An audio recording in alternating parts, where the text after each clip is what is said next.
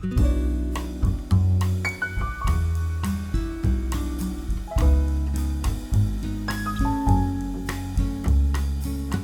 agradezco también a las personas presentes, bueno, el equipo del centro por habilitar este espacio que de a poquito estamos construyendo, que es el Seminario de Hermenéutica de las Artes Visuales.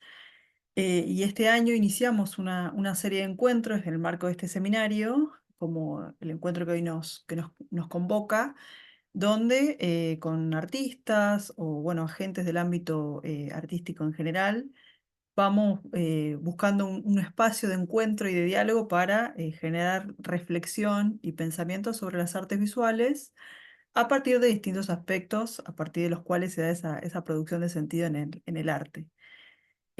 También como marco de este seminario, adelanto, nomás dejo ahí la noticia de que en el segundo cuatrimestre vamos a estar dando un seminario. Voy a estar dictando un seminario sobre la cuestión de la temporalidad en la obra de arte, que en un tiempito va a estar siendo difundido.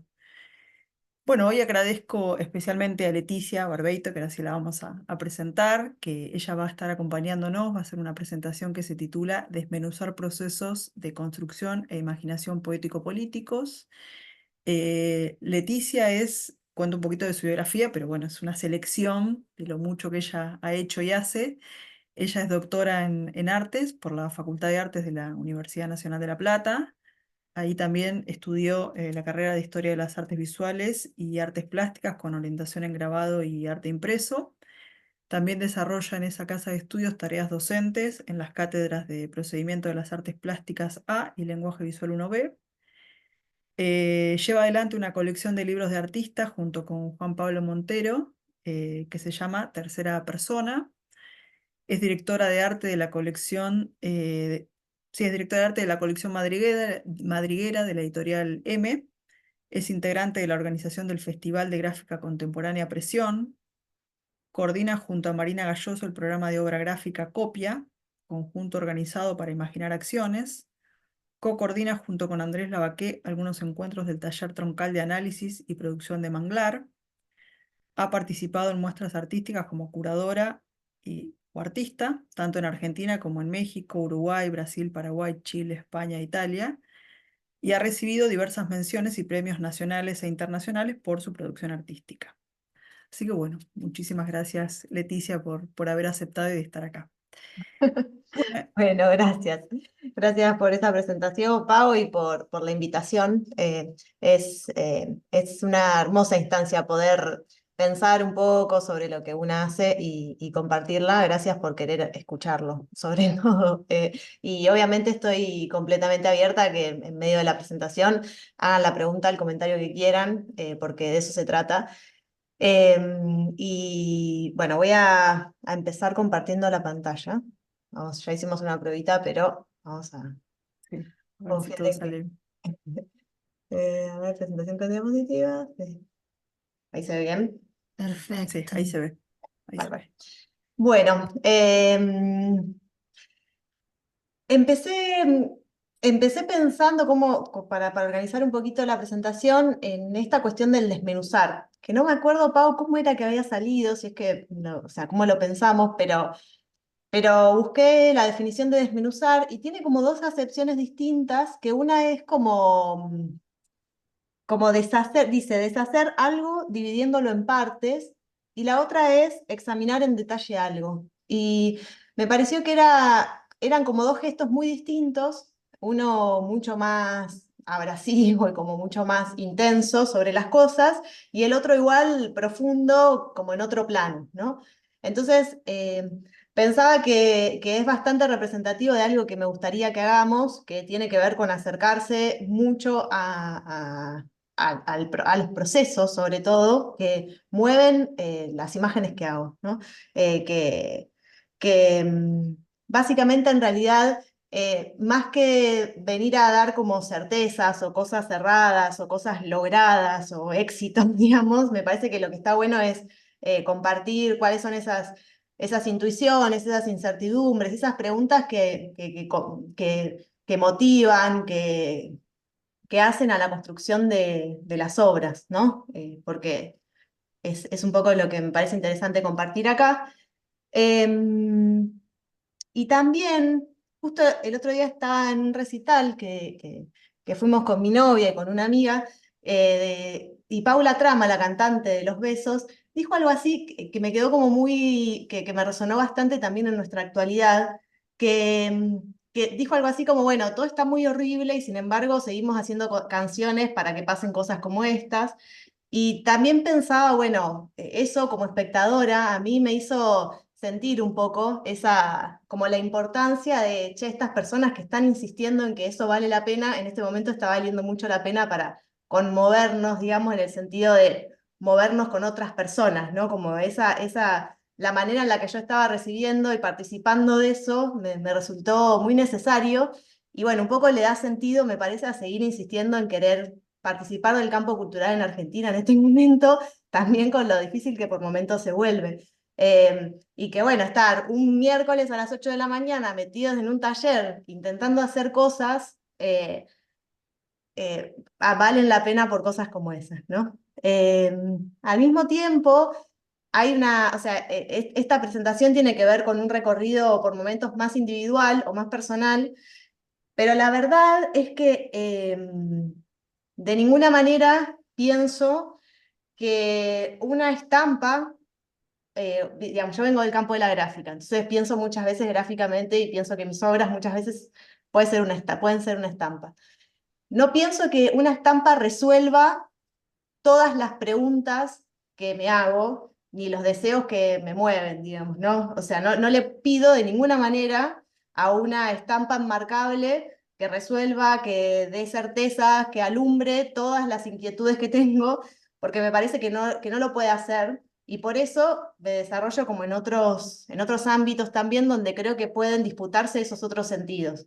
Y por ejemplo, hoy en día ser docente de la universidad pública y hacer cosas como las que están haciendo ustedes, abriendo estos espacios, generando estas plataformas y demás, creo que es un acto de militancia y es un acto donde una disputa ciertos sentidos que de ninguna manera puede hacer en una estampa, ¿no?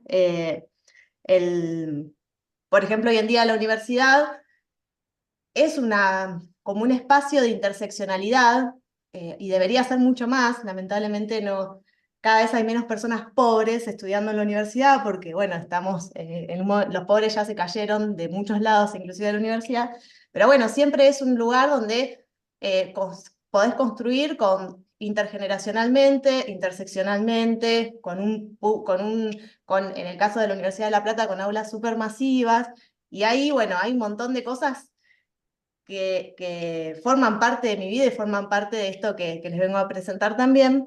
Y lo mismo que la gestión, digamos, también a mí me interesa gestionar o curar muestras o bueno, hacer eventos como, como el Festival Presión, justamente para alumbrar, ¿no? Como algunos temas, algunas cosas que me parecen importantes, hacer algunas preguntas que me parecen importantes, y sobre todo también pensar en el caso de la gestión como ciertos procedimientos que tengan que ver con una manera política de ver el mundo, ¿no? Entonces, por ejemplo, el modo en el que una construye desde el afecto, desde la valoración, desde el respeto hacia esa persona que se convoca, su práctica, sus modos y demás. Bueno, eso, por ejemplo, para mí es un modo político de gestionar y me lo tomo con mucha convicción y confiando en que complementa lo otro, ¿no? Complementa esas otras instancias de producción. Y acá lo que traje fue una pieza que hicimos a los 10 años del Festival de Gráfica Presión, que lo nombró Pau en la biografía, que justamente Presión fue una plataforma donde nos hicimos un montón de preguntas. Digamos, en Presión nos preguntábamos muchas veces en qué está el campo gráfico, para dónde va, qué se está haciendo, qué necesita la gráfica. O sea, siempre fue un espacio de mucha pregunta y de mucho diálogo que a veces derramaba, o sea, tomaba la forma de un festival, de una feria, de un conversatorio, de un juego, de lo que fuere, y en los 10 años nos fuimos al desierto de Iquique, en Chile, porque parte del equipo es de Chile, e hicimos esta pieza que en realidad respondía a eh, las condiciones del paisaje, y el viento y el sol eran dos de las cosas dos de los factores con los que había que dialogar más y que realmente era muy monumental, ¿no? Entonces lo que hicimos fue una pieza en realidad era una bandera que acá no parece tan grande, pero no sé, medía como 10, 15 metros, que tenía como unas remeras en los extremos y en el medio, nos la poníamos y no estaba agujereada como las banderas de las marchas. Entonces no pasaba el viento, y el viento lo que hacía era constantemente como hacer que vayamos para atrás, ¿no? Como costaba el avance y teníamos que ir como un poco haciendo una fuerza extra a partir del viento. Y definitivamente esta es una pieza que condensa un montón de cosas, de procesos colectivos, de preguntas que nos hicimos ahí, de relación con el contexto y demás, y con el paisaje, y que de ninguna manera hubiese hecho sola, ¿no? Y me parece que era importante arrancar desde acá, ¿no? Desde esta cuestión. Em,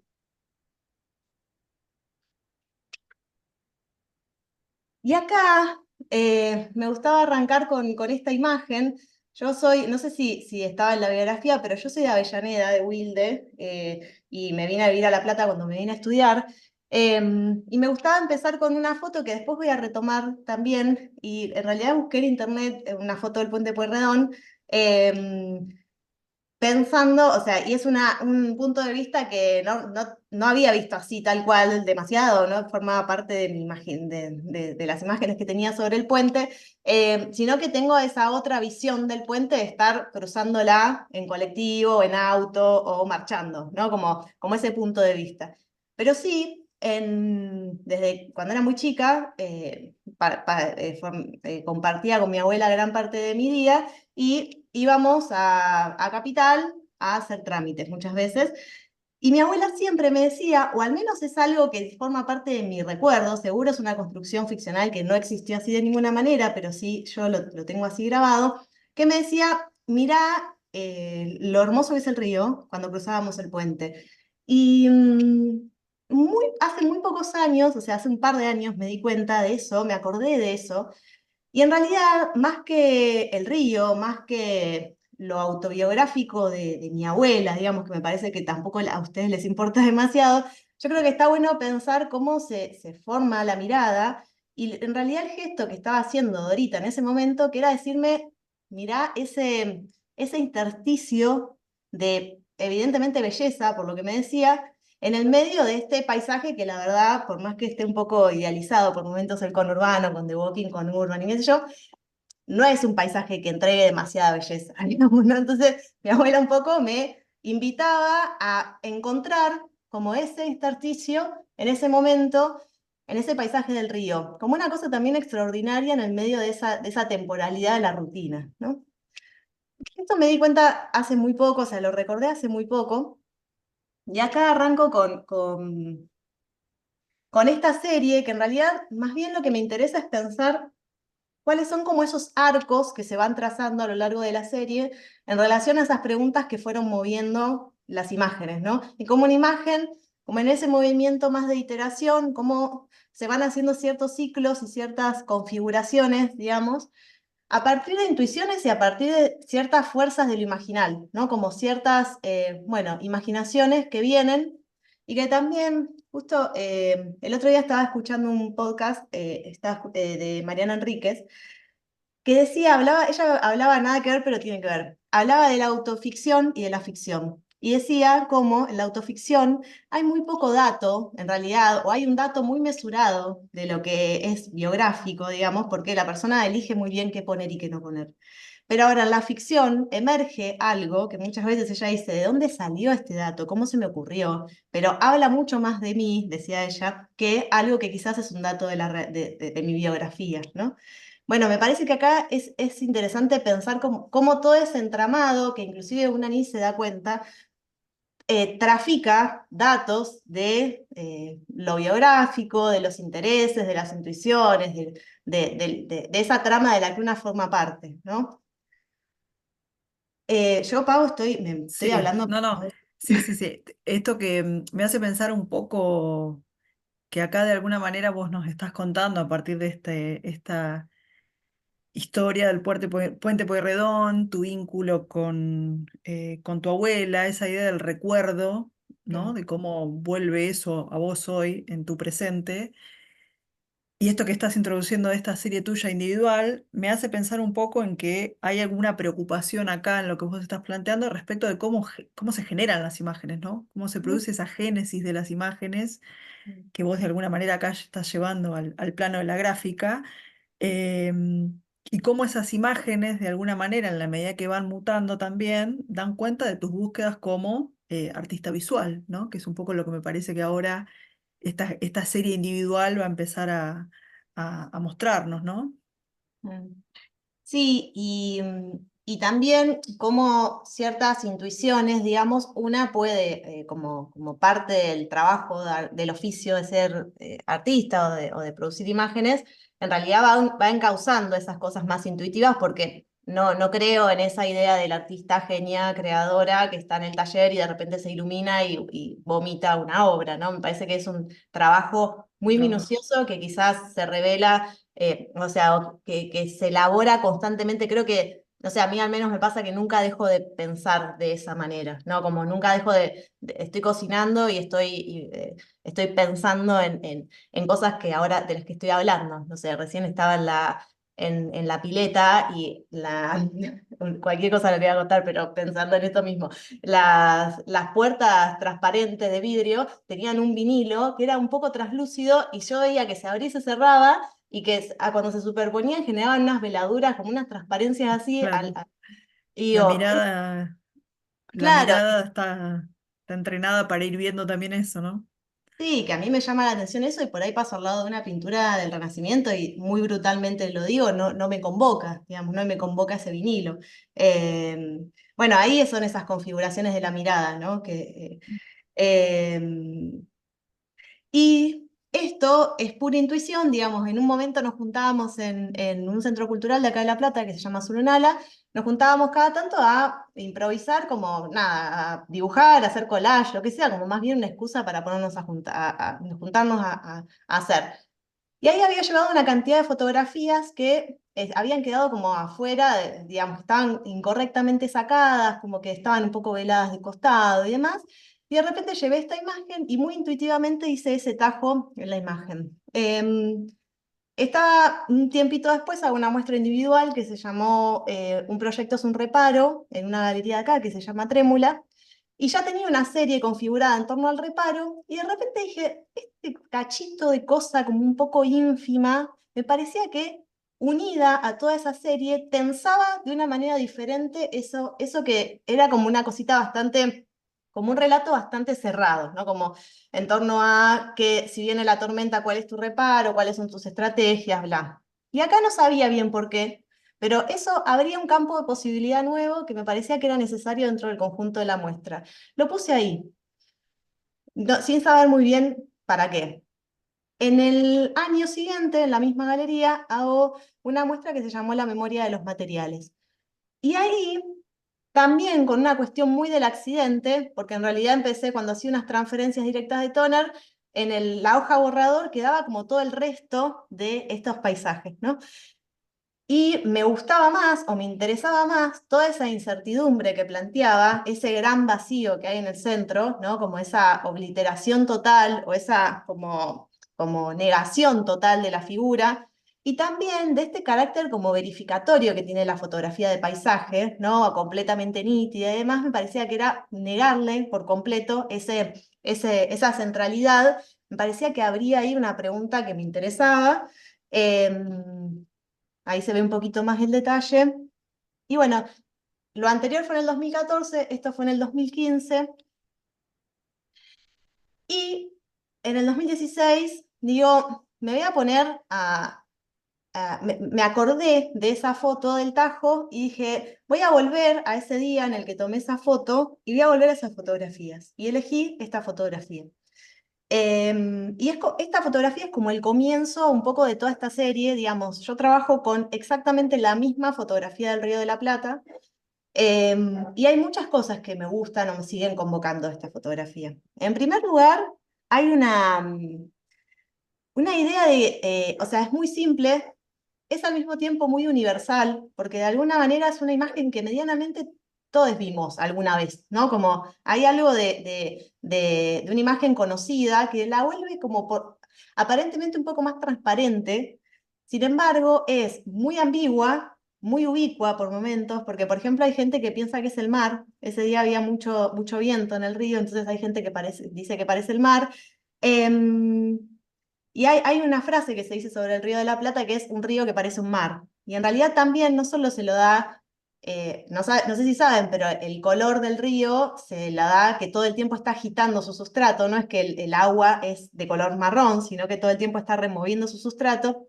Entonces es un río que se mueve mucho, pero al mismo tiempo no tiene la otra orilla, ¿no? Y hay un ensayo de Juan José Sar que se llama El río sin orillas, que es un ensayo sobre el Río de la Plata, y eso lo vuelve muy particular al Río de la Plata. Por ahí estamos acostumbrados, quienes vivimos cerca, pero bueno, para mí esa cosa de que no esté la otra orilla, que esté tan agitada el agua y demás, la vuelve al mismo tiempo universal y al mismo tiempo ambigua y ubicua y, y antes que ciertas notas autobiográficas de, por ejemplo, qué es lo que pasó ese día, qué me pasó ese día, a mí lo que me interesa es ese llamado a la identificación, digamos, es remitir a eso que alguna vez ustedes han visto en algún momento, aunque sea en una foto, ¿no? De hecho, es eso, no me importa a mí la anécdota de qué pasó ahí. Ahora bien, yo manipulo esta fotografía pensando en los procedimientos propios de la memoria. Yo hago acciones sobre esta imagen, repasando y revisando cuáles son esos procedimientos de la memoria. Entonces, por ejemplo, empiezo a sacarla en pedazos, a transferirla, a sublimarla, a agujerearla, a repetirla, a atravesarla, a transparentarla, digamos, son todas operaciones que pienso que hace la memoria sobre el recuerdo y las llevo a operaciones poéticas plásticas, ¿no? Como a veces directamente como una conversión de esa misma fotografía. Y es una fotografía un poco como infinita también, porque por momentos la trabajo como un plano pleno y un plano de textura, ¿no? Entonces la geometrizo, la vuelvo abstracta, la vuelvo textura, y por momentos me relaciono con su carácter acuático, ¿no? Como que tiene una amplitud muy grande en su opacidad y en su simpleza también. Em, y estos son, o sea, en el 2014 fue la muestra, un proyecto es un reparo, la memoria de los materiales, y ahora esto recuerdo es presente en el 2016, donde empiezo a ensayar, a bordear esa foto, a ver qué cosas se le pueden hacer a esa misma imagen como una actitud para la muestra. Y sin embargo, después sigo como con esa misma actitud y ese mismo procedimiento, digamos, sigo ejerciéndolo a lo largo desde el 2016 que fue esta muestra hasta ahora y continúa, ¿no? Em, Esto, por ejemplo, es directamente, tiene la idea del ensayo, a estas obras las titulo ensayo número 1, 2, 3, 4, tienen ese dispositivo de colgado bien como de por ahí las entregas de dibujo, los ensayos de dibujo, ¿no? Como ese dispositivo de montaje, pero bueno, es la misma imagen como destiniéndose, ¿no? Ahí me gustaba poner una foto en la sala para que se vea la escala también, que mide como 2 metros, una cosa así. Em, ¿Vamos bien hasta ahora o voy muy Sí, rápido? sí. No, no, Este, sí, sí, sí. Yo eh, igual me detengo en algo acá porque me obvio. parece que es algo que puede resultar interesante para ir recuperando en relación con tu obra, que es cierto énfasis que vos haces, digamos, desde lo poético y lo plástico, en la importancia que tienen las materialidades también, ¿no? Y los procedimientos que vos operás y hacés sobre las materialidades para que de alguna manera den cuenta de esa construcción de sentido que vos querés hacer en relación con la memoria. Y Ujú, ahí por ahí te hago una preguntita para que vos nos cuentes, si bien lo estás ahora introduciendo, es esta idea que qué potencia tienen para vos los materiales y fundamentalmente en este caso el papel, ¿no? ¿Qué particularidad encontrás vos en el papel, eh, digo, como materialidad, eh, respecto de los procedimientos que a vos te habilita a hacer, ¿no? Que te permite que, por lo que has contado, es una diversidad, digamos, de procedimientos y operaciones que vos vas haciendo o interviniendo sobre el papel. mm. Sí, a mí hay una palabra que detesto, que es la idea del papel como soporte. Como que hay para mí una pasividad en la idea de que el papel soporta la imagen y le toca ese rol, que yo trato de contrarrestar poniéndolo en valor todo el tiempo y muchas veces respetándolo con una paciencia por su comportamiento, por su memoria, por cómo cae, por cómo se expresa, por cómo existe, por cómo muta.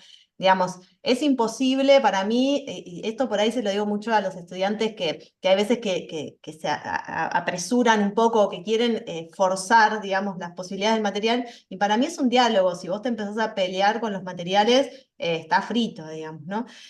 Y en ese sentido, creo que me interesa primero llamarlos más bien superficies de inscripción, ¿no? Como en lugar de materiales, pensarlo como superficies de inscripción, en lugar de soportes, pensarlos como superficies de inscripción y ver qué es lo que tienen para expresar, digamos, todo lo que tienen en estas capas, ¿no? Con su memoria, con su información, con su temperatura, con su espesor, y sobre todo también, ahora vamos a ver algunos ejemplos, me interesa lo bifaz, lo doble faz, el detrás, el reverso, que el papel pareciera que solo entrega bidimensionalidad, que solo entrega chatura, planura y nada que ver.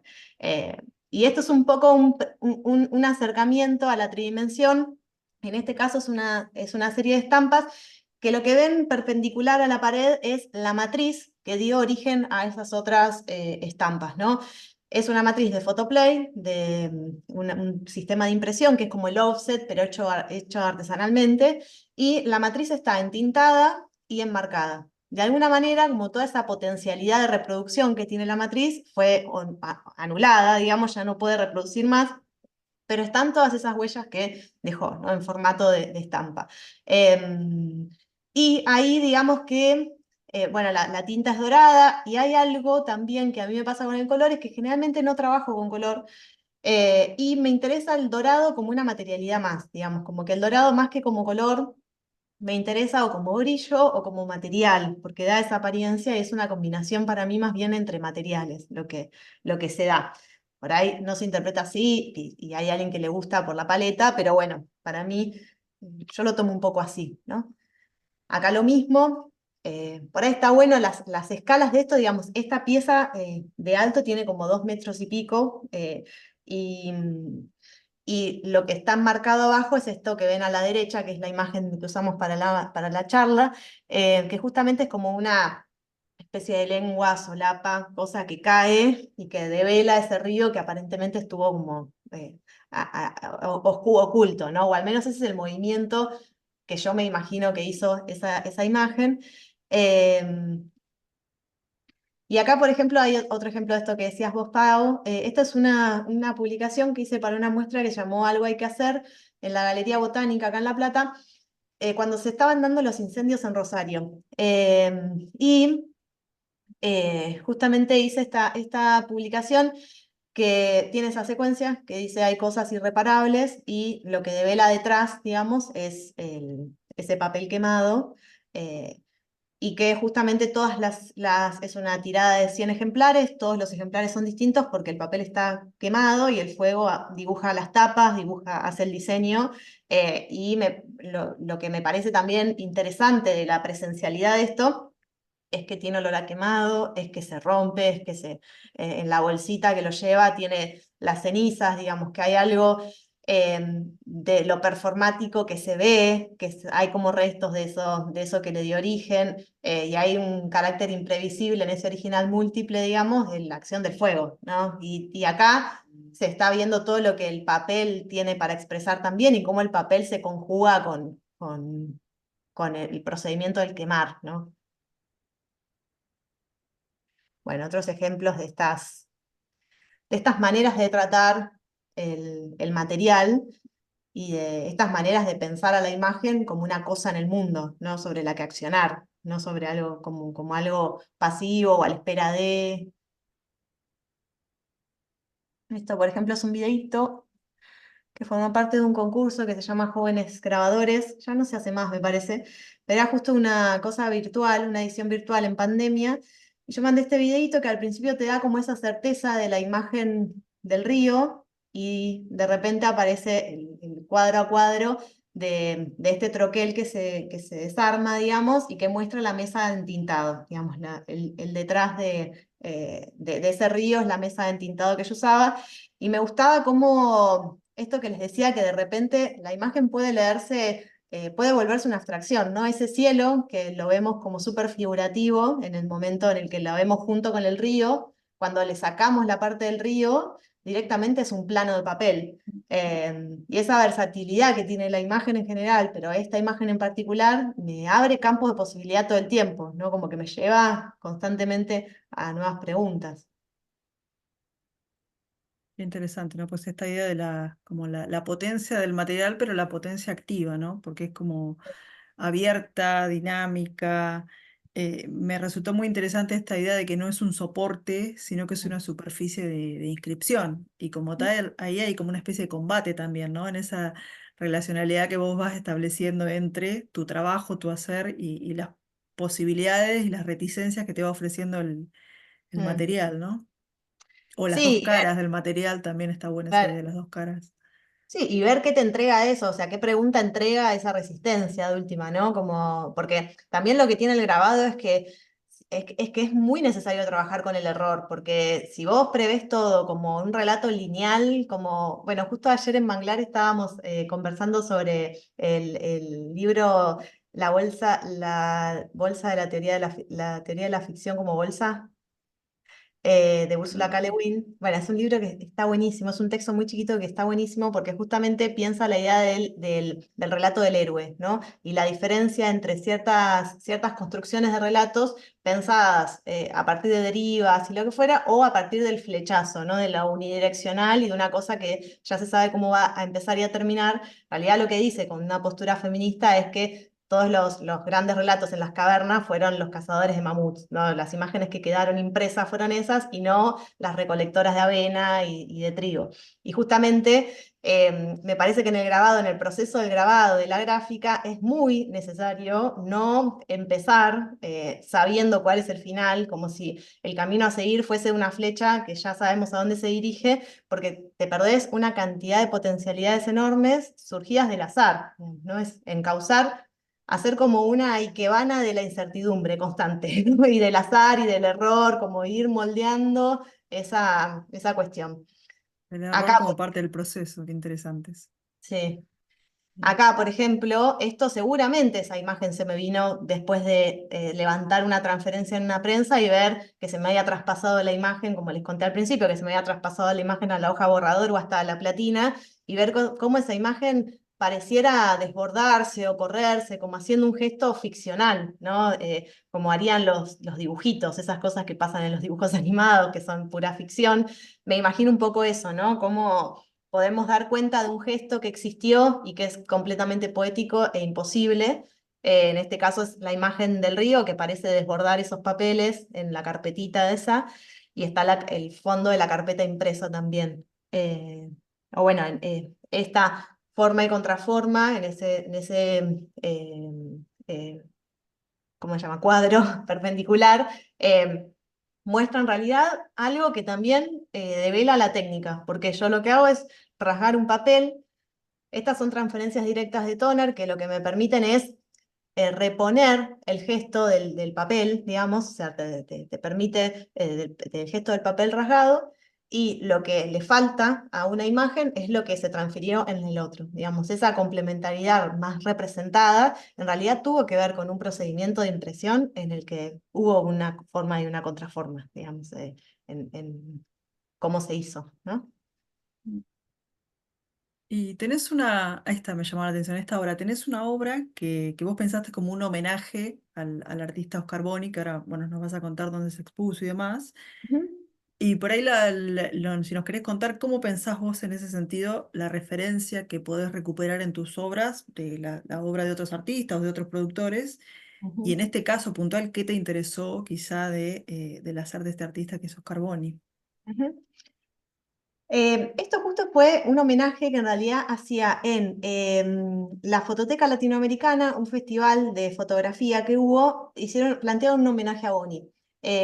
Y a mí me interesó presentar esta pieza justamente porque la manera en la que yo me vinculo de cierta genealogía con la historia del arte o con mis referentes y demás, quizás no tienen que ver, en algunos casos sí, pero no tienen que ver tanto como con una cita visual, digamos, o no me parecen los homenajes más interesantes de citas visuales, sino más bien pensar cómo pensaba esta persona, ¿no? Como esto de vuelta, lo que decía al principio, ¿cuáles son esas preguntas que mueven la producción de esa persona, digamos, cómo accionaba en su campo, por qué hacía lo que hacía? Como que me parece que la mejor manera de homenajear a alguien es vincularse sinceramente con los intereses y lo que quería despertar, ¿no?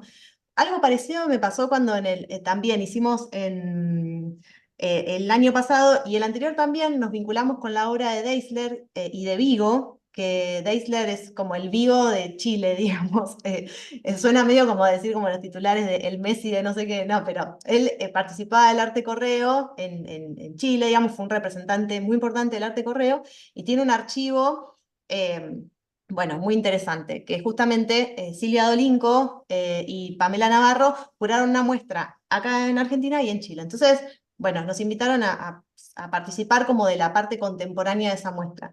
Y ahí nos hicimos, o al menos pensaba un poco lo mismo y proponía un poco lo mismo que tenía que ver con cómo vincularse con un cuerpo de obra ya existente. Bueno, me parece como que es un poco absurdo homenajear reproduciendo su visualidad solamente, y me parece que es más sincero vincularse con las preguntas, con sus procedimientos, con sus estrategias, con su manera de hacer y de pensar y de moverse. Así que de Bonnie en este caso no es una persona que forme parte de mi genealogía ni de mi, como, mi, o no, no lo reconozco, digamos, como necesariamente como eso, pero justamente para esta muestra, para esta convocatoria, era necesario eso. Y sí me interesa, por ejemplo, su manera de relacionarse con la idea de la representación, ¿no? Como él cuando le disparaba los cuadros, de repente te develaba la ficción de los montajes, ¿no? Te develaba al cuadro como una cosa más en el mundo, como esto que decía, ¿no? Justamente pensaba esta idea, esta relación que hace muchas veces Liliana Porter también, de la idea de lo representado y lo presentado, como, bueno, esos juegos yo los llevo a mi imaginario, a mi visualidad, al río, a todo lo que les estoy contando, y en realidad un poco las estrategias son parecidas. Eso es lo que en ese momento me estaba convocando sobre los Carboni, ¿no? Y por eso hice esta pieza. Em, Acá hay otra cuestión que me parece interesante, porque comentamos un poco el trasfondo de cómo fuimos organizándonos y previo a la charla, Leti me compartió digamos, como toda la visualidad de las imágenes, la producción, un recorrido posible para abordar esta charla. Y yo después, bueno, cuando surgió el intercambio, le contaba que me parecía como muy interesante que en su obra había como algunas ideas que eran como casi como ideas eje o ideas conceptos que ella lo hace explícito, pero bueno, para quien observa la obra también surge como una inquietud, ¿no? ¿Por qué la preocupación que ella tiene en este caso, que ahora nos va a contar, por el concepto de madriguera, que es como Bien. una idea que a mí me parece como eso, como una idea eje? ¿Cómo llegaste vos a ese concepto de madriguera en tu obra y cómo se fue dando tu búsqueda poética en torno a este concepto de madriguera? Ujú. Madriguera es una colección de ensayos sobre arte y literatura de una editorial de La Plata que se llama M. La Plata, para quienes no conocen o no vienen de La Plata, es una ciudad que para mí tiene como una tendencia a lo colectivo, no sé si por la escala, por el cruce que hay entre circuitos institucionales y no institucionales o qué, pero hay como un comportamiento colectivo medio del lugar. Y en el espacio, en el lugar donde tenemos el taller de tercera persona, que después voy a hablar un poquito de tercera persona, está M como editorial. En el 2019, fue tipo en diciembre de 2019, antes de la pandemia, yo ya venía trabajando con M, pero me convocan Vero y Aus Arzak para hacer la dirección de arte de la colección madriguera. Y Vero de lo que me habla es como de una cita a Blanchot que tiene que ver con la idea de la madriguera como espacio, como transición, como resguardo, como una cantidad de cosas que yo medio que no escuché. Y en realidad más bien lo que le pregunté es, bueno, ¿cómo está hecha una madriguera? Digamos, ¿cómo se puede construir una madriguera? Y de qué manera también las formas develan, o los espacios más bien, develan los gestos de los que están hechos, ¿no? Como los gestos pueden hacer espacios y cómo el rasgar, en este caso el papel, puede armar un montículo. Me olvidé de poner la imagen de la colección finalmente, porque esta la usábamos cuando íbamos presentando a los autores, como que el primer autor llevó esta imagen y íbamos presentando como la secuencia, pero en realidad la imagen de la colección es como una especie de madriguera hecha con el río. Entonces me interesaba también una madriguera hecha de río, como la imposibilidad hecha posible por lo impreso, ¿no? Como lo impreso volviendo posible hacer un río, una madriguera de río. Y en realidad lo que fue para mí eficiente, y eso creo que es como algo a destacar de Vero y de Agus, que vieron la posibilidad de cruzar esta serie que ya existía con generar las imágenes de toda una colección. ¿Por qué? Porque como les decía, esta serie del río lo que propone es pensar procedimientos de la memoria, o no, en realidad, y llevarlos a operaciones poéticas. Así que en realidad hay una amplitud en esa posibilidad que permite jugar como, con muchos sentidos, digamos, permite como disputar o como combinar sentidos y acciones muy amplias. Y ahora vamos a ver algunos ejemplos, o muy diversos, ¿no? Hasta ahora, justo ahora para la FED, para la Feria del Libro Independiente, vamos a presentar el libro número 10 de la colección, que es re interesante porque el contenido lo organiza sobre todo Vero Luna y bueno, es bastante diverso, pero es muy interesante.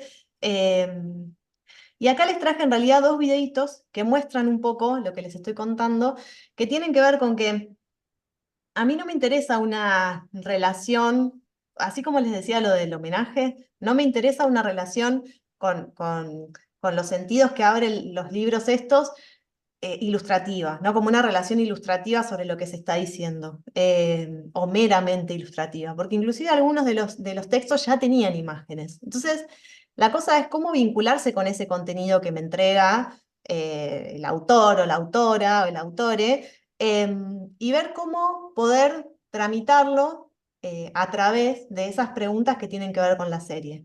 Combinar esas preguntas, combinar esas posibilidades, no en términos de traducción, sino como una nueva apertura, ¿no? de esos sentidos. Y acá les traje dos videitos de 1 minuto cada uno que muestran un poco dos procesos de dos libros distintos. ¿Qué hay en escribir? De Silvia Mattoni es un libro que analiza métodos y construcciones literarias repasando un espectro muy amplio que va de Maurice Blanchot a Fernanda Aragona. Desde lo formal, para la etapa se retomó esa referencia a lo procesual y sus complejidades, a la relación entre formas y contraformas, lo condensado y lo disperso, así como la utilización de lo velado, lo fragmentario y lo interrumpido. Para ello se combinaron espontáneas monocopias sobre papel hechas en la prensa calcográfica con la mesura del retoque digital. Luego, una intervención serigráfica volvió a reponer la materialidad del libro como un objeto impreso. En las portadas internas se reforzó un aspecto presente desde el exterior, el vacío y los procesos de desaparición. Rasgar fue el procedimiento seleccionado para intervenirlas y así armar una secuencia que traza una línea a lo largo de toda la publicación. Se parte de una fotografía página completa casi entera al comienzo hasta ofrecernos en la última sección un leve resto de lo que alguna vez fue. El libro está diseñado por Agustín Arzac y es el tercero de la colección madriguera, dirigida por Verónica Steidle Luna y cuya directora de arte es Leticia Barbeito. Está editado por él. Bueno, ese es uno. Ya les traje otro más. Una casa lejos de casa, de Claro Obligado, muestra en su exterior un paisaje fragmentado del que se han aislado y reubicado algunas partes. Estas composiciones remiten a ciertas referencias del autor al hablar de España y Argentina como países paralelos pero opuestos o dislocados. Además de estos horizontes complementarios y comparados, se exalta una vida y una escritura fuera del centro y con sus tensiones, a través de una imagen también reversible y pivoteante. A su vez, la tapa posee un calado, que es una frontera que separa y contacta las formas simultáneamente. Un puente precario que en su vacío es una herida, ya que debilita la estructura del papel y vuelve lábil a la arquitectura de la portada. Ese gesto desafía físicamente la resistencia del material de la tapa y le da forma a la distancia a través de un hueco, una grieta. Por último, una hoja negra interrumpe la linealidad de la historia como un silencio que también es potencia o totalidad y que en la vista lateral divide el espesor de las hojas. El libro está diseñado por Agustín Arzac y es el sexto de la colección madriguera, dirigida por Verónica Steidle Luna y cuya directora de arte es Leticia Barbeito. Está editado por M. Les traje tres, no dos. Algo se mueve, de I. Acevedo, analiza las derivas del cuento contemporáneo después de Rodolfo Walsh. Para la visualidad de la publicación se trabajó con la premisa de la literatura como daño. Entonces exploraron las posibilidades de la misma imagen intervenida por procedimientos básicos que evocan el hacer con lo que se tiene a mano, escribir con lo que hay, el gesto como recurso. La portada del primer capítulo retoma los dispositivos callejeros de difusión en los que se arranca una parte como una invitación a que quien lea también dañe el papel. Así no solo se propicia un hacer, sino que con las potenciales piezas exentas se hace referencia a la circulación de documentos como estrategia de intervención. El segundo capítulo exalta la fuerza de crear en ciertas estructuras huecos en donde entremos todos. Para el capítulo microalianza se apeló a la huella que dejan algunas figuras, un rastro indeleble del que participa un tipo móvil de la letra I a modo de maniobra autobiográfica. Por último, se explora la idea de la literatura no solo como un espacio, sino como una cobertura que nos ayuda a sobrevivir. El libro está diseñado por Agustín Arzá, que es el séptimo de la colección madriguera, dirigida por Verónica Steile Luna y cuya directora de arte es Leticia Barbeito. Está editado por Emil. Bueno, ahí está. Ahí tengo un poco acelerado para el minuto de Instagram, así están armados los videos, pero, pero un poco resuelven esto que les estaba explicando medio generalmente, ¿no? Cuáles son esas decisiones que se iban tomando, que en realidad eran más bien ideas generales del libro, cosas que me parecía que trabajaban, pero lo interesante, voy a volver a Madriguera si termino de hablar un poco de eso. Lo interesante y lo desafiante de esto tenía que ver con que eran tiradas de 500 ejemplares, ¿no? Entonces hay un montón de caprichos que hay que administrarlos, ¿no? En esa, más allá la las condiciones materiales que tuviéramos y que en realidad es una editorial independiente, digamos que no es Planeta y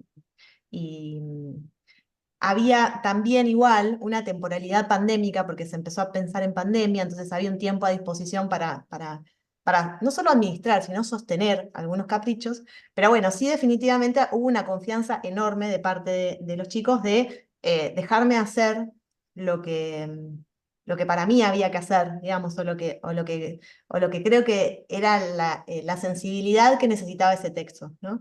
Por ejemplo, este de Una casa lejos de casa es un texto que habla de una persona que se exilió y que vive en España, pero que un poco eh, muestra cierta herida constantemente y cierto encuentro de dos mundos o de dos personas en ella, como mundos separados y unidos a la vez. Entonces, no es fácil pensar en una etapa que esté casi con un tajo casi de punta a punta. O sea, es un bardo real cuando vos entregás, por ejemplo, otro de los caprichos que tiene esta serie es que no tiene excepto después cuando se reeditó un poquito, no tiene los títulos en la tapa, ni tiene en la contratapa ningún dato. Entonces, hay una relación en las librerías y en las ferias que tiene el lector con los libros que no está habilitada, que es vos ves la información que hay en la tapa, te dice el autor, te dice el título, das vuelta al libro y lees de qué va. Bueno, acá no hay eso. Entonces hay que convocarlas de otro lado, ¿no? Y esa incertidumbre y esa cosa de decir, estas personas que están pensando, bueno, es un gesto bastante arriesgado, ¿no? Hubo en algunos que otros momentos, porque los libreros no querían venderlos o no querían defender eso como lo defendemos nosotros, porque no tenían esa relación afectiva tampoco, y hubo que hacer como unas sobrecubiertas de vegetal, o en algunos casos, a este por ejemplo, se le hizo una sobrecubierta de vegetal entero, o como unas fajas de vegetal, ¿no? Cuando lo sacás, acá te queda. Pero bueno, este, por ejemplo, tiene un agujero en la tapa, tiene un agujero que, bueno, también tiene su sentido. O sea, estas preguntas, digamos, que yo me vengo haciendo sobre lo que charlábamos, ¿no? De el papel como cosa en el mundo, el libro no como un dispositivo inocuo, sino también como un objeto de la realidad, con su arquitectura, con su peso, con su dimensión, con su elegancia, sutileza, dimensión, todo. Para mí era una potencia para explorar, digamos, inclusive en una edición industrial, porque después vamos a ver algunos ejemplos de tercera persona en la que los caprichos es un poco más sencillo defenderlos, ¿no? Acá son libros que circulan solos, que son tiradas enormes, y bueno, esos caprichos muchas veces los sostenía imprimiendo 500 serigrafías a mano, rasgando, las 3 portadas de los 500 libros a mano, pero bueno, había algo que para mí había que defender. Y el desafío, ¿no? De entender que, porque siempre está como esa idea, ¿no? De que el libro no lo podés estropear, no lo podés dañar, y que sea como jugar precisamente con esa idea, es todo un Sí, desafío para el lector también, ¿no? sí. Sí, y también como ser muy respetuosa con el texto, que en realidad el autor es, o la autora o el autor es la otra persona, ¿no? Entonces, como ofrecer una imagen que acompañe, como cierta temperatura, cierta experiencia de lectura, que sea acorde con ese texto, ¿no? O sea, Mm, sin competir con ese texto. Pero tampoco que sea una ilustración al servicio de, claro. digamos. Para mí la experiencia arranca fuera en un libro, la experiencia arranca idealmente en el olor, en el peso, o sea, son libros que se abren como me gusta que se abran, que tienen un formato que invita a ciertas cosas, bueno, y todo eso. Sí, me parece que complejiza un poco la idea del libro, ¿no? Como Ujú.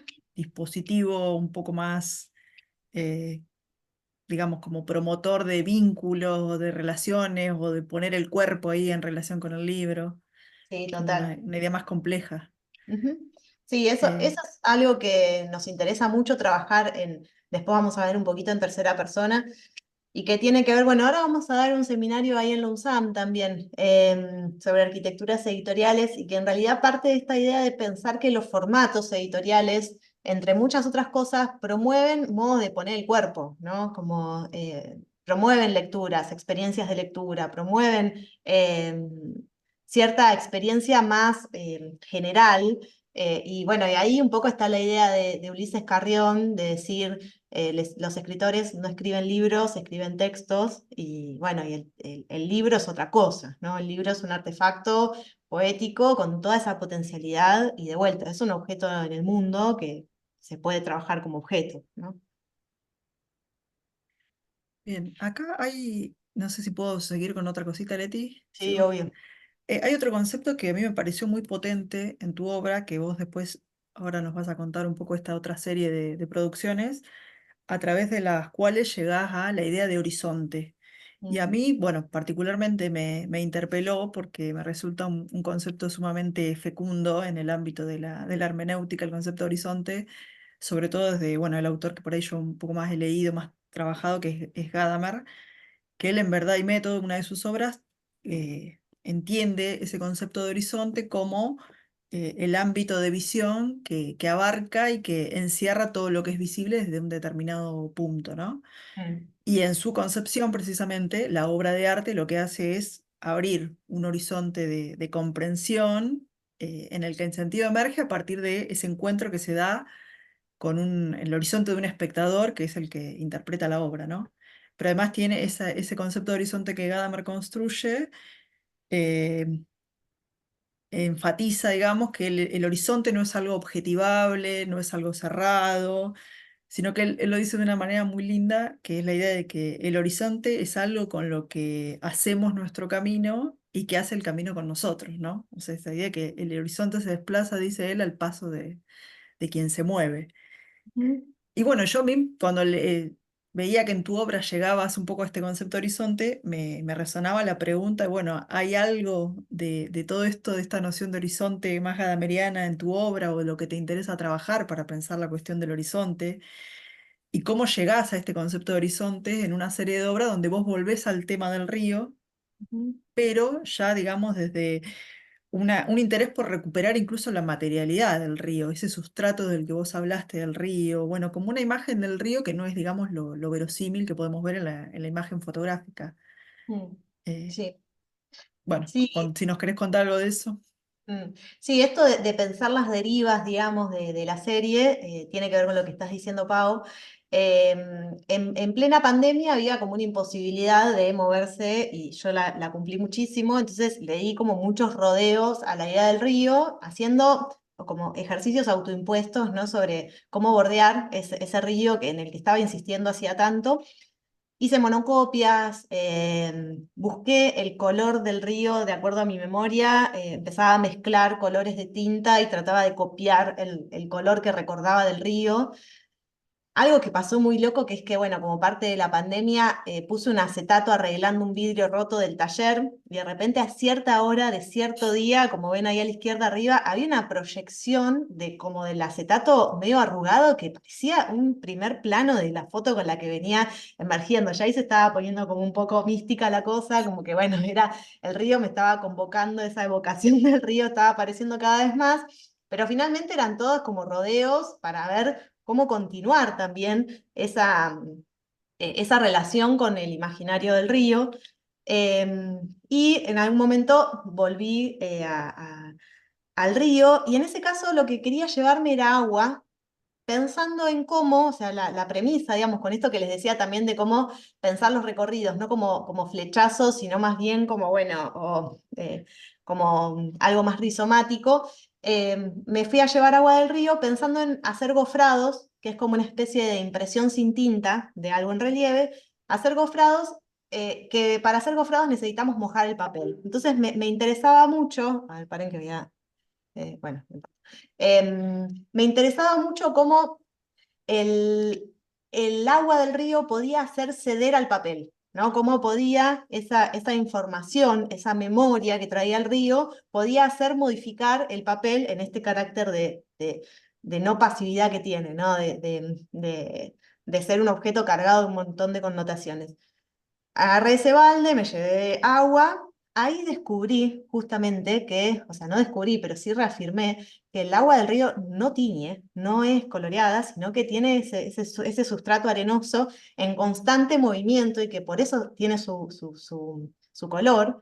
E hice algunas pruebas con eso. Ahí ven un poquito el gofrado, un poco mentido, con un poco de tinta blanco transparente, pero que justamente es un gofrado hecho con el agua del río. O sea, mojé el papel con agua del río, y en ese interior, esto es como una tira muy grande de papel, como de 3 metros y pico, y en ese interior, en esa vuelta que parece ser el papel, con esto que les decía de, bueno, cómo hacer para respetar todo ese comportamiento del material, ese papel que pega la vuelta, donde de frente está impreso el gofrado del río, en el interior de ese rulo está transferida la fotografía del Río de la Plata. O sea, todavía continuaba con esta idea de la foto ingresando como en ese interior, en realidad, todavía de la imagen. Y les cuento esto porque me parece que tiene que ver también esta manera de hilvanar, como las producciones va llevando una cosa a la otra, ¿no?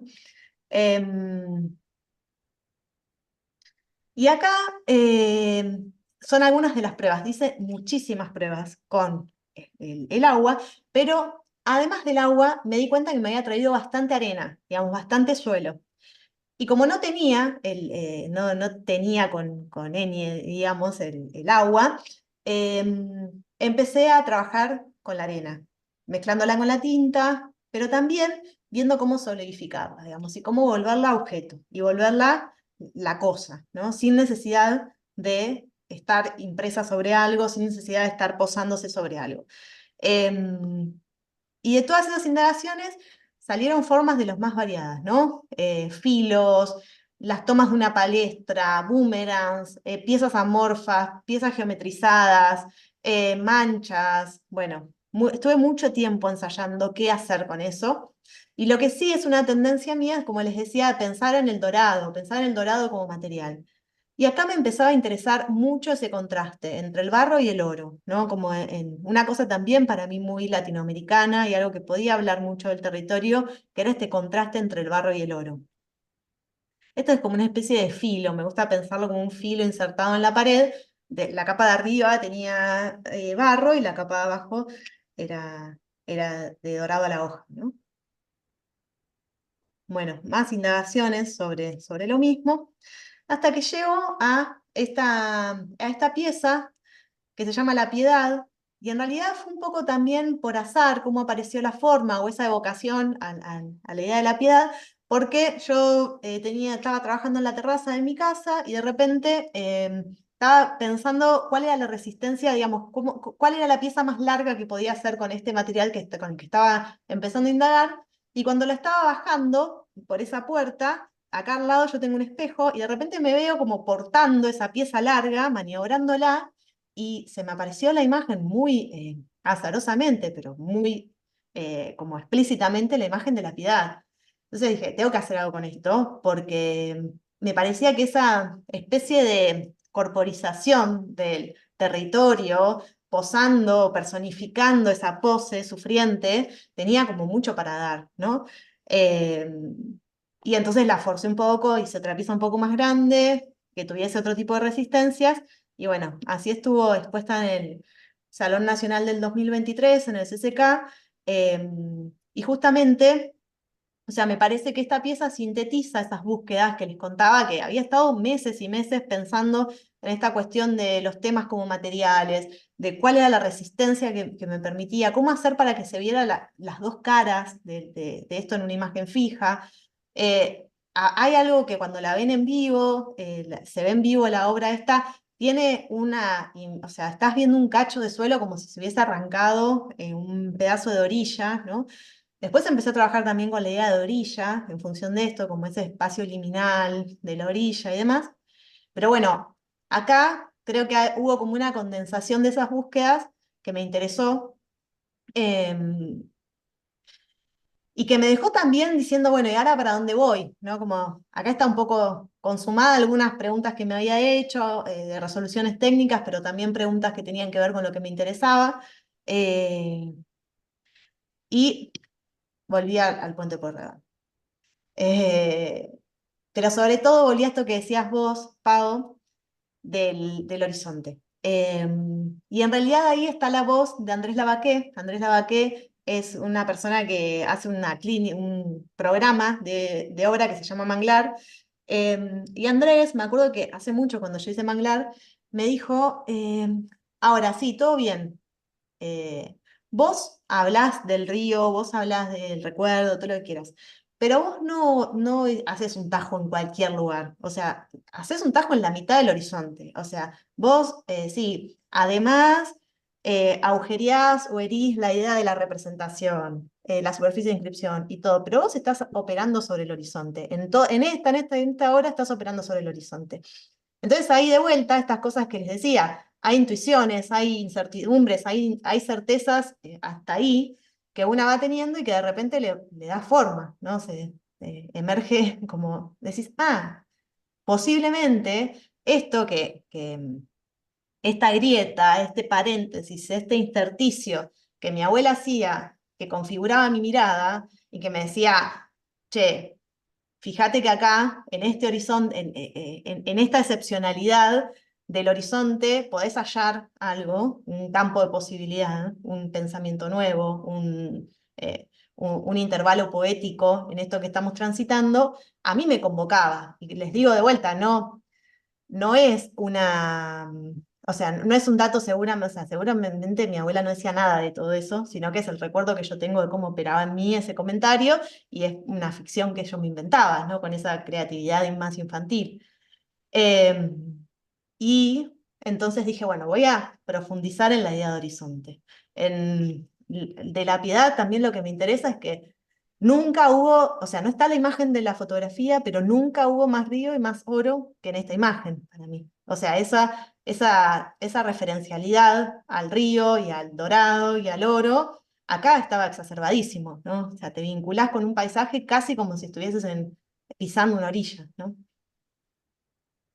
Y entonces ahí dije, voy a explorar esas posibilidades del horizonte, y está buenísimo las intervenciones que decís, Pau. Obviamente vos es tu campo de expertise y todo. Yo me vinculé con Michel Colot en un texto que se llama Del horizonte del paisaje al horizonte de los poetas, que es re interesante y que plantea algo parecido, digamos, creo, parecido, pero que justamente es esta relación o esta diferencia entre el paisaje y el horizonte.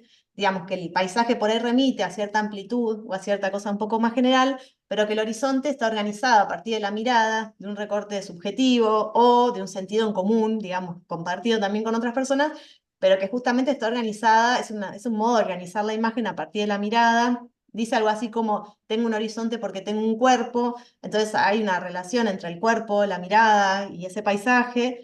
Y siempre hay una distancia, ¿no? Siempre hay se necesita esa distancia para organizar la idea de horizonte visualmente, ¿no? Entonces, algunas de esas premisas yo las fui trabajando para pensar en la idea de horizonte. Obvio, el horizonte de esa manera, pero también, no sé, me interesaba el horizonte como condición de posibilidad, como lugar en común, ¿no? Y como otras cosas más que ahora vamos a ir viendo, ¿no? Pero bueno, creo que esta relación distante con ese horizonte que se abría en el medio del puente Pueyrredón, eh, para mí está presente, ¿no? En esta manera de pensarlo. Em, Y en tus proyectos colectivos vuelve a aparecer un poco, ¿no? Porque vos un poco adelantaste que eh, partes de esas búsquedas individuales o, sí, o esos procesos que vos fuiste haciendo se van siempre complementando con búsquedas colectivas, ¿no? Como posibilidades de explorar otras dimensiones cuando trabajás desde lo colectivo. Si bien uno siempre está, digamos, en lo colectivo, porque no produce, nadie produce en medio de la nada solo.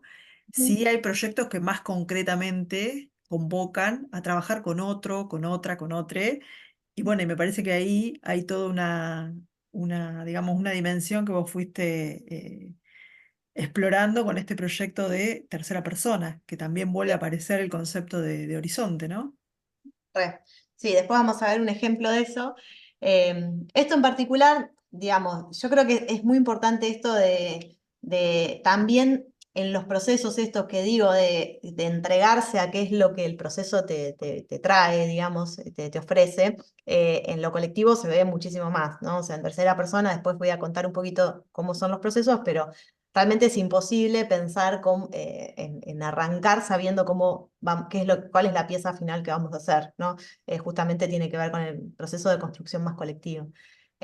Acá mientras estaba exhibiendo La Piedad, me voy de viaje unos meses y pensaba, o sea, operativamente cómo resolver algunas cosas, porque en realidad me iba a hacer iba a estar en algunas ferias, me iba a hacer algunas residencias, era como un viaje laboral, digamos, y tenía que ser muy eficiente en el equipaje. Y obviamente en esto de que nos guste tanto el papel, que nos guste tanto todo esto, el papel pesa muchísimo, se marca, entonces había que cuidar mucho como la estrategia para ver cómo viajar. Y se me ocurrió cortar el papel de una manera que rinda, digamos, que dé el pliego de cierto ancho, hacer un cálculo con eso, y el alto que dé la valija que estaba llevando, ¿no? O sea, el formato lo iba a dar la valija que estaba cargando, y llevé ese paquete que ven ahí y un rollo con estampas, ¿no? Em, Sin saber muy bien qué era lo que se iba a imprimir ahí, sí entendiendo que esos eran los horizontes que yo estaba cargando, ¿no? Yo me iba con esos horizontes y los iba a trasladar, los iba a arrastrar, los iba a intervenir, los iba a modificar. Esos horizontes se iban a marcar entre sí porque seguro que algo y en la valija los iba a apretar. Y bueno, me gustaba cómo habla del tiempo un papel marcado, cómo habla de lo que le pasó, un papel que tiene una información y una memoria. Me gustaba toda esa cosa más performática de estar cargando y mutando esos horizontes, que en realidad eran un bloque de papel, de papeles, ¿no? Em, y estuve dándole varios rodeos a eso. Em, Estuve, bueno, en varios lugares, pero sobre todo en Fundación CIEC, en Galicia, estuve haciendo serigrafía. Y lo que ven arriba a la derecha es el día que ganó Milei. Yo estaba viendo en la compu muy a la madrugada, porque son 5 horas después, en que había resultado todo, y me acuerdo que cuando estuvieron confirmados los primeros números, yo estaba calando obstinadamente y muy prolijamente esas letras de horizonte en un papel serigrafiado con un degradé que no se ve en la foto, pero que era como muy preciso. Estaba como en esa meticulosidad de pensar el gesto en cada tipografía y demás.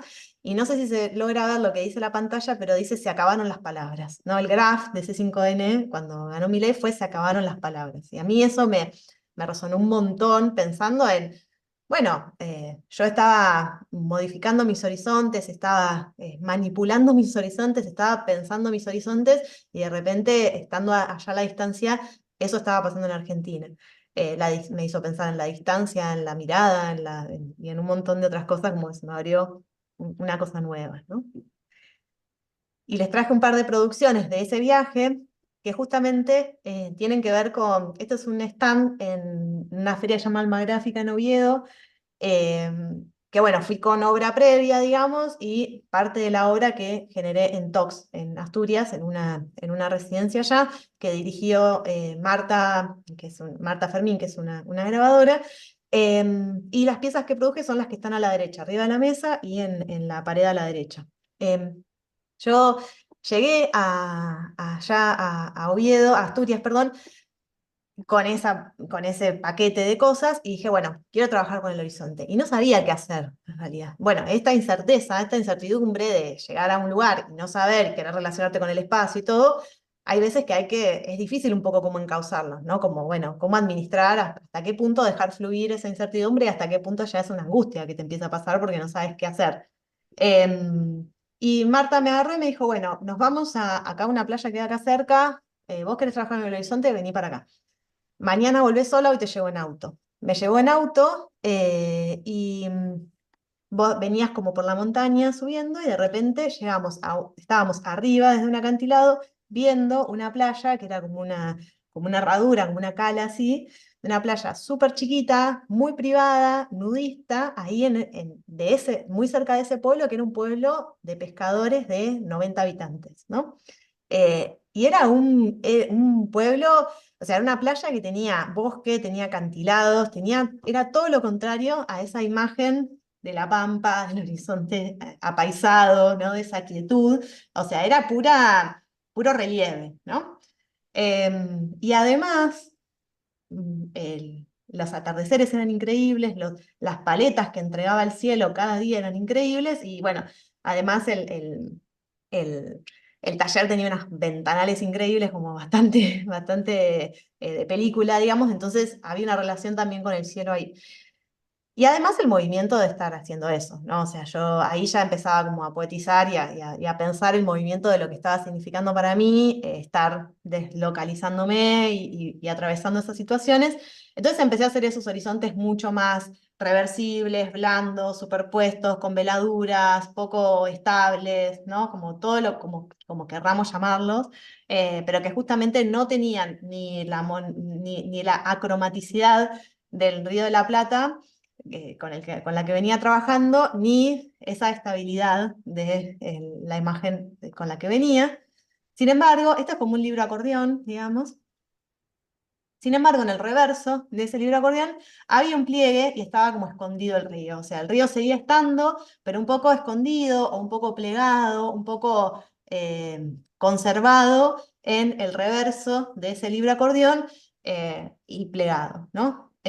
Lo mismo que en este otro caso, tenía como una vista de un lado de ese horizonte, que de vuelta, acá están como reproducidos algunos colores de ciertos atardeceres y demás, que de un lado se veía como toda esa conjugación de formas, contraformas, veladuras, superposiciones y la paleta de esos atardeceres y de esos cielos, pero del otro lado, en esas cosas más perpendiculares, digamos, también seguía apareciendo como un ritmo esa evocación al Río de la Plata, digamos. Porque había una convivencia, una conjugación, una yuxtaposición también de esos horizontes, de donde venía y a donde estaba, ¿no? También comparando un poco esas dos maneras de ser de los dos horizontes. Y acá ya directamente un horizonte sobresaturado, ¿no? No se ve bien en las fotos, pero es tinta fluorescente serigráfica con un procedimiento que es bastante pictórico, es como capa a capa en serigrafía, obturando los yablones, obturando las matrices, pero que básicamente me interesaba ese mundo también muy orgánico, sobresaturado, que ofrecía como una cosa también muy contrastada con lo blanco, lo acromático del exterior, que un poco representaba cierto mundo interior, ¿no? O cierto movimiento y cierta paleta particular en un interior, y que se dejaba un poco de velar en ese pliegue, armando como una línea e invitando también a que el espectador vaya a ver qué es lo que pasa ahí adentro, ¿no? Y Dímelo, Ariella. Em, Y lo que ven acá, digamos, que sostiene esta apertura de los pliegues son las tipografías que estaba calando cuando ganó Milei, ¿no? O sea, estas tipografías que veían en la mesa de corte, bueno, son como los que actúan de sostén de estos papeles que se abren. De vuelta volvemos a esto del papel también como un ente con quien relacionarse, ¿no? Como que acá hubo que hacer un montón de pruebas de papel para que se comporte de esta manera, digamos, cuál era el gramaje que se necesitaba, porque por ahí un papel muy, muy bueno que tiene mucho algodón es un papel muy dócil que cae como de una manera mucho más blanda, y acá hacía falta un papel que tuviese un poco más de cola como para que tenga un poquito más de rigidez y de estructura, y por ahí no es el papel más caro o más usado para el grabado más convencional. Entonces hay como un estudio del papel para cumplir esta función y para hacer esa pose que hacía falta que hiciera, que tenía que ver como con mostrar un poco ese interior, pero tampoco abrir del todo las solapas, ¿no? Como no, mostrar el interior, pero hasta ahí, ¿no? Sugerir un interior, sugerir un interior que se expresaba de manera sobresaturada, pero sin mostrar de más, ¿no? Este era en una feria que se llama FIG en Bilbao, que es sobre arte de papel. ¿Y eso lo Y puede manipular el público? O sea, ¿la gente no, podía o está...? no, era muy fijo. También o sea, la feria de FIG es una feria re interesante, pero que es como más tradicional, digamos, como del mundo del grabado. Entonces, no sé si hay experiencias participativas o si es un público que, que se relacione demasiado de manera participativa con las piezas, digamos. Claro. En un contexto más de feria, de venta de piezas. Esto en el stand de CIEC, de la Fundación CIEC, en el FIG. Y en Fundación CIEC, este lugar en Galicia, donde estuve haciendo la residencia de serigrafía, tenía que hacer, esas letras se ven muy sutilmente, pero llevan un degradé de grises, que van de un gris más alto a un gris más bajo, muy sutil. Para hacer ese degradé, yo hacía una impresión con un shablón sin revelar, con una matriz sin revelar, hacía una impresión de tinta, como en un degradé, ¿vieron? Como los carteles de cumbia, que tienen como un degradé de dos colores, bueno, así, pero mucho más sutil. Para llegar a ese degradé, había que descartar algunas otras impresiones que tenían como, que se veían un poco más las uniones, ¿no? Y en esa prueba, también de vuelta volvemos a esto de la diferencia entre los procesos más rizomáticos o los procesos más flecha. En esas pruebas empezó a emerger una forma marmolada de la combinatoria entre las dos tintas, que en realidad tenía que ver con la viscosidad de la tinta, con las marcas de las tintas y todo, que daban una apariencia muy acuática. Digamos que, o sea, esto después fue un poquito forzado también, pero la verdad es que no fue buscado al principio esta apariencia de agua que tenían estas impresiones, y me encantó, me conmovió la insistencia del agua. Cuando yo estaba diciendo, bueno, me voy para los horizontes, estoy con estos horizontes sobresaturados, voy con esta idea, qué sé yo, de repente me pongo a hacer algo para cumplir una función, o sea, para imprimir una letra que iba a sostener y no sé qué, vuelve el agua. Y mis compañeros de residencia me decían, estás imprimiendo el río, como si estuviese revelado el shablón, o sea, de vuelta, como apareció en el taller, en esa proyección en el taller, volví a aparecer acá.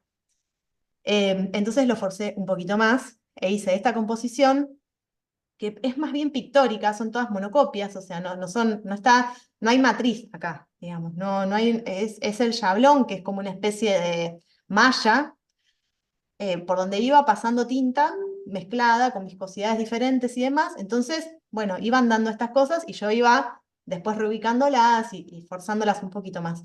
Esta es una pieza que mide unos 5 metros, más o menos un poquito más, por 2, una cosa así, para que tengan una idea de la escala.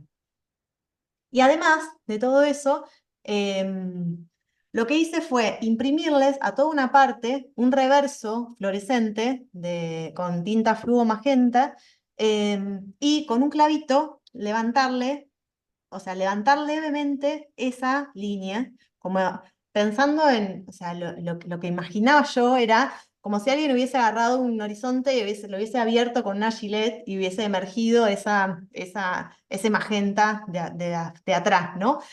De vuelta vuelve este gesto de insistencia para mí, de decir, bueno, hacete este paréntesis en el medio de esta cotidianidad y encontrar ese horizonte, esa inquietud por el reverso, porque es lo que esconde el reverso del papel y demás. Y esta obra se llamó Aguas Abiertas.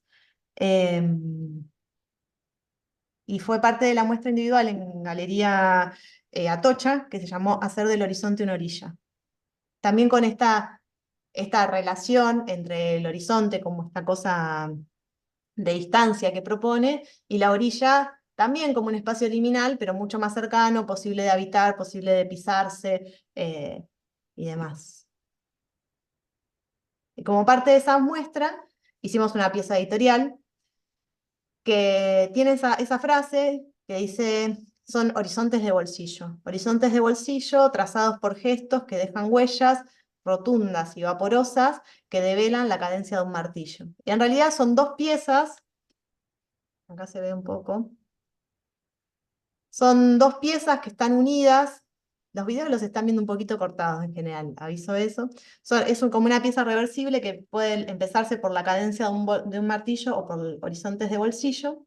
Se abre y en realidad esa pieza que tiene el texto es una tercera pieza que une, o sea, ahí arma como un horizonte, de vuelta, un calado, une estas dos piecitas. Una de un lado tiene la palabra horizonte, hecha con unas letritas que se usan con martillo, y la otra tiene un agujero, hecho con un troquel.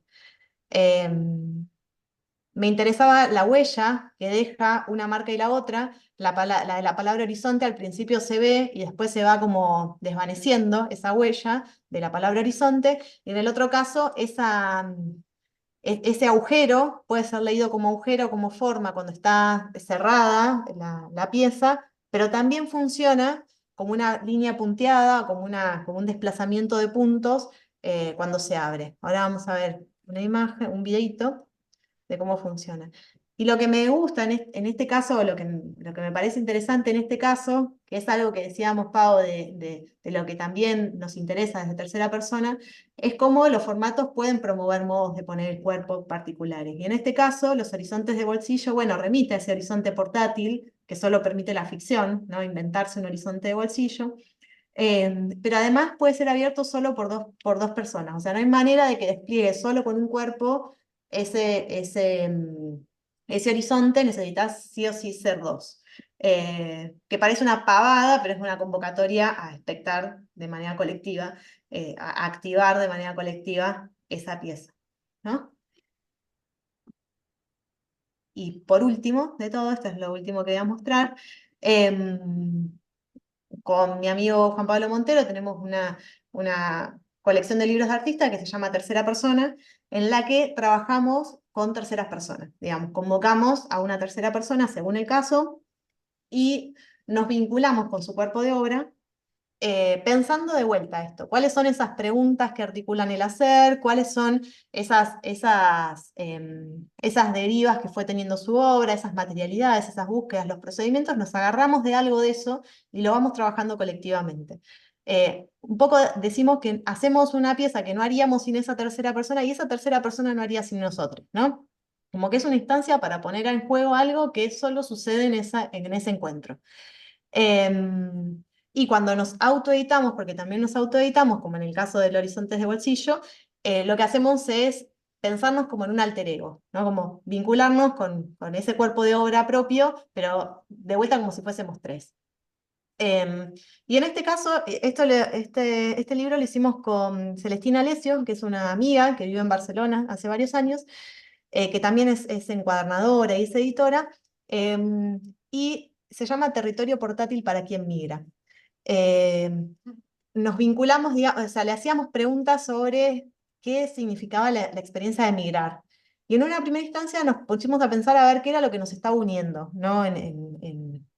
A ella y a nosotros, y pensamos en el cielo. Entonces armamos como una especie de firmamento de papel azul que está pinchado, entonces deja ver como las luces atravesarse, digamos.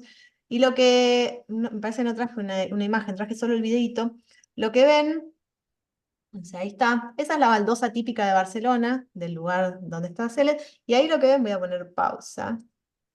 Lo que ven ahí son unas palabras impresas, palabras de acá y de allá, pensando en ese ejercicio mental que hacemos al migrar de pensar en nuestro idioma original y adaptarnos un poquito a la situación y en lugar de decir arvejas, decir legumbres, ¿no? En lugar de decir bombacha, decir braga. Es como esa experiencia que mucha gente te lo dice y que para mí tiene relación con un libro de Fabio Moravito que se llama El idioma materno, que dice que, entre otras cosas, dice que se llora en el idioma materno, en el idioma de uno, ¿no? Como se ríe y se llora en ese idioma como esa experiencia que se vive en la cotidianidad y en el momento más mínimo que te exalta la extranjería, ¿no? Entonces decíamos, bueno, vamos a poner palabras re comunes de acá y de allá, que estén un poco superpuestas, un poco fuera de registro, que no coincidan. Esto lo imprimimos con impresión tipográfica en un taller de allá, que es la imprenta colectiva, y armamos como ese firmamento pinchado con palabras de acá y de allá, que acá ven. Es también queríamos que fuese como una especie de toldo, que vos te lo pudieras poner, ahora vamos a ver cómo. Bueno, de un lado es la vereda de Barcelona, del otro lado es la vereda de La Plata, y ahí van a ver cómo en el video yo me lo pongo como así, se pone como un toldo, y lo que haces es ver un pasaje de un frotage de la vereda de Barcelona a un frotage de la vereda del espacio de trabajo nuestro acá. O sea, es un pasaje, una trama que va pasando de un lugar al otro, ¿no?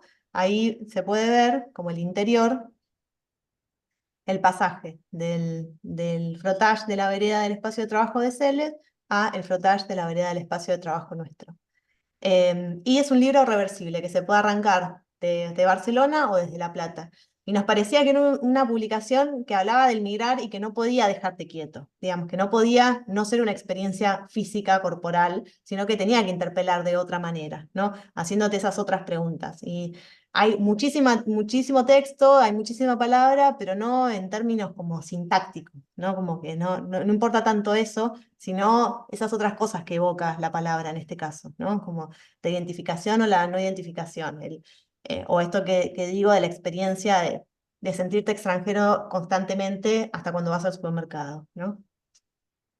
Y así, esto es una de las piezas que hicimos con tercera persona, pero bueno, creo que hasta ahora llevamos 20 publicaciones y cada experiencia con esa tercera persona es absolutamente diferente. Bueno, y esta es la última imagen que quería mostrar. Bueno, muchísimas gracias, Leticia. La verdad que ha sido pero un placer escucharte, ver o sea, escuchar que vos nos cuentes de tu obra. eh, y la realidad es que para mí personalmente es como casi esta idea que vos traes de refugio, de reparo, es como la posibilidad de que en un mundo que se torna cada vez más cruel, más individualista, construir, que vos nos compartas todo ese proceso de construcción de estos mundos sutiles, de belleza, digamos, de consideración de la dimensión del otro, de lo colectivo, como vos continuamente, digamos, insistís en que en cada una de esas búsquedas siempre está la posibilidad de pensar cómo eso contempla la construcción colectiva con un otro, cosas que uno no hace solo. Me parece realmente como digamos, como un aliciente y algo, nada, de belleza, pero no en el sentido, digamos, tradicional, sino de riqueza y de diálogo. Sí, o de redistribuir Eh, lo sensible, ¿no? Como un poco como esa... diría Rancia. Eso. Pero bueno, todos estos gestos que vos compartiste, estos procedimientos, todas esas operaciones que son poéticas, pero me parece que ahí aparece esa dimensión que vos en el título lo propusiste y que fue como reapareciendo en tus palabras, que es la idea de lo político, ¿no? Porque me parece que es un posicionamiento político que no necesita, digamos, de lo explícito o de lo panfletario para mostrar una mirada del mundo y de concepción de mundo que no deja de ser una mirada política también, ¿no? Eh, bueno, y cómo el arte de alguna manera se convierte digamos, en una vía para dar lugar a todo ese posicionamiento, ¿no? El lenguaje metafórico y ficcional eh, ahí a veces tiene mucho más para decir que, digamos, el lenguaje instrumental o lineal que es el que a veces continuamente nos está bombardeando. Eh, bueno, yo me gustaría que por ahí ahora habilitemos, si vos estás de acuerdo, Leti, con la gente que está conectada, si quiere hacer preguntas, comentarios, o bueno, cualquier cosa que le quiera comunicar a Leti ahora. Dejamos un ratito para eso.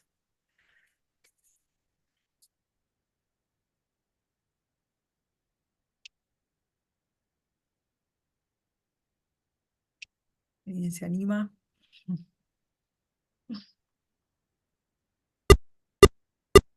Ah, Ay, te escucho te bueno, escucho como un Ana ruido. Laura. Sí. No, no te escuchamos. No sé si querés ponerlo en el chat.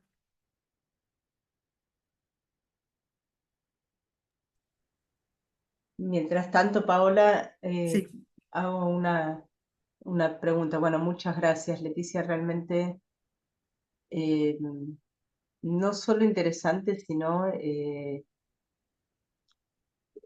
cuestionador y que no nos puede dejar tranquilas este modo de trabajar tuyo, que es creo algo muy desafiante justamente en estos momentos. Y quería solamente mencionar o comentar si podías decir algo más acerca de la intervención que tiene el cuerpo de quien vivencia, si me permitís el término, eh, tu arte. Porque hablaste de la materialidad, insististe en que el papel no es un soporte, dijiste me molesta mucho, me desagrada mucho esa expresión, y cómo fuiste llevándonos a esa necesidad o a esa imposibilidad de no intervenir al ser no puedo decir, al ser experimentadoras de tu arte, como no puede dejar de participar nuestro cuerpo también. Entonces la pregunta sería, en el momento en que vos creás, ¿tenés eso presente o es algo que ya lo tenés tan incorporado que pasó como a un plano de la, por decirlo así, de la no conciencia? Es decir, ¿lo tematizás o ya es como una suerte de condición de tu condición de posibilidad de todo lo que producís y creás? Sí, yo creo que las maneras de interpelar, digamos, como que confío en esos mínimos gestos que se pueden hacer sobre la materialidad que puedan interpelar a modos de poner el cuerpo. Digamos, eso, plegar un papel y que tengas que espiar, te propone para mí o te convoca de una manera que creo que es mucho más eficiente a, no sé, poner una flecha y dar una orden, ¿no? Como que desde lo sugerido, lo no tan evidente, a mí me interesa convocar a esa, inclusive a pensar que esa persona, que esa persona piense que está decidiendo hacer eso y en realidad hay un llamado ahí. Como también, bueno, trabajar desde la ambigüedad de lo poético, ¿no? En ese sentido. Pero sobre todo, creo que como decíamos, hoy en día el campo de las prácticas editoriales a mí me está aportando una cantidad de cosas que por ahí no resuelve en la estampa sola. O sea, casi no estoy haciendo estampas en este momento, aunque un poco sí, pero casi no, porque me parece que hay algo, por un lado, de la práctica del hacer en colectivo y de la necesidad que tenés que sí o sí tener de, no podés, yo no puedo sola. Por un lado eso, pero por otro lado también cómo es un dispositivo muy eficiente la publicación, el libro, aunque lo rompamos por completo, es muy eficiente por su accesibilidad económica, digamos, como hace una obra accesible, por su portabilidad y también por su posibilidad que en la lectura te proponga un montón de cosas, digamos. Me parece que esa potencialidad de los modos de poner el cuerpo que promueve el formato cercano al libro, hoy en día es de lo que más me está convocando, digamos. Inclusive como plataforma para romperla, ¿no? Plataforma para revisarla, ese formato códice del libro encuadernado usando, o sea, uniendo páginas o plegando páginas, o sea, con formatos y puntos de partida, que por ahí son tres técnicas de encuadernación básicas que usamos, por ejemplo, en tercera persona. Bueno, de ahí hay una posibilidad enorme de interpelar de muchas maneras. Y me parece que también en ese sentido es como pensar en cómo transmitir o cómo convidar esas preguntas que articulan el hacer, bueno, convidárselas al espectador en formato físico o en formato, no sé, más abstracto, pero convidar esas preguntas me parece que es como un poco el lema. Y después ser artista, para mí yo digo que es hacer mandados. O sea, está bueno desacralizar también el hacer, porque la verdad que gran parte del tiempo te la pasás haciendo mandaditos. Hoy los audios que nos intercambiamos con Falu toda la mañana tuvieron que ver con comprar papel, dónde imprimir, cuánta plata tenemos, y de eso se trata. Me parece muchas veces, nosotras que hacemos todo y no tenemos asesores, eso, me parece que de eso se trata como un poco la concreción del ser participante del campo cultural. No sé. Y el trabajo, ¿no? Porque es, Sí, digamos, poner el cuerpo vos también, el sí, total, trabajo. y tratar de hacer lo posible, sí. Mm. Claro, pero y ya después vamos a al chat. La insistencia en la materialidad en un mundo que cada vez se desmaterializa, que se desmaterializa cada vez más, y Mm. justamente nos obligás, nos invitás, pero yo casi diría nos obligás a que pongamos el cuerpo, porque cuando estabas con los pisos de La Plata y de Asturias, era, ¿no? Barcelona. De Barcelona, bueno, no hay manera, es decir, no, vos recién dijiste espectadoras, pero no podemos ser espectadoras, es una intervención, por eso decía yo experimentadoras, inventando este término quizá, pero bueno, como casi a destiempo, como una cosa casi anacrónica, es decir, en el mundo que se está volviendo absolutamente virtual en casi todos los aspectos, vienen a proponer, bueno, no, papel, y que ni siquiera es un soporte, papel es la obra misma, o bueno, todo lo que nos contaste, ¿no? Es bien Sí, algo provocativo disruptivo, sí, y disruptivo. claro, sí, es muy, Bueno, muy y no me disruptivo parece menor, no me por, parece menor esta idea de poner el cuerpo, ¿no? En un momento y la claro, materialidad en un y momento en el que, sí, bueno, eh, nos Sí, nosotros convoca la realidad también.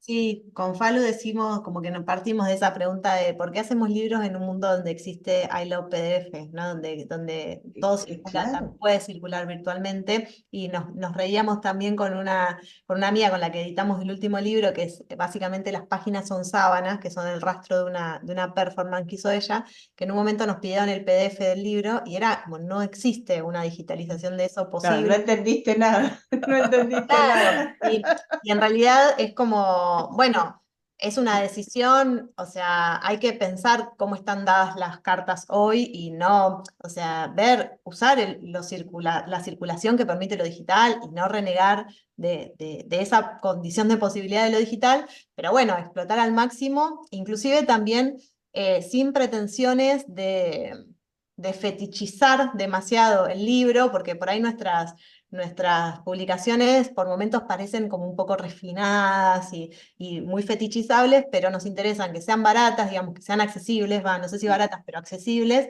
y que no sean muy, muy caras de hacer, sino que haya en realidad mucho trabajo puesto en la pregunta que lleva a eso, digamos. Y bueno, ¿cuál es la experiencia que convoca? ¿De dónde viene? ¿Cuál es la experiencia que evoca? ¿Y cuál es la experiencia que promueve? Eso es lo que más nos interesa del libro, y las vueltas que le damos al proceso editorial tienen que ver más que con corregir, como parece ahora que el gesto editorial a veces parece que es corregir, más que con corregir, organizar, ¿no? Preguntarnos, abrir, cerrar, organizar, ver cuál es ese movimiento. Y ahora sí, realmente lo último, recurriendo a los cinco sentidos, porque hablaste del olor, está el tacto, es decir, no es que solamente un actuar o una acción del sentido primario que prima, que es la vista, ¿no? Quizá, o incluso cuando son audiolibros, los sonoros. Ujú. Es decir, Sí, también los olores, volver a este registro también, ¿no? sí. Sí, Sí, muy interesante.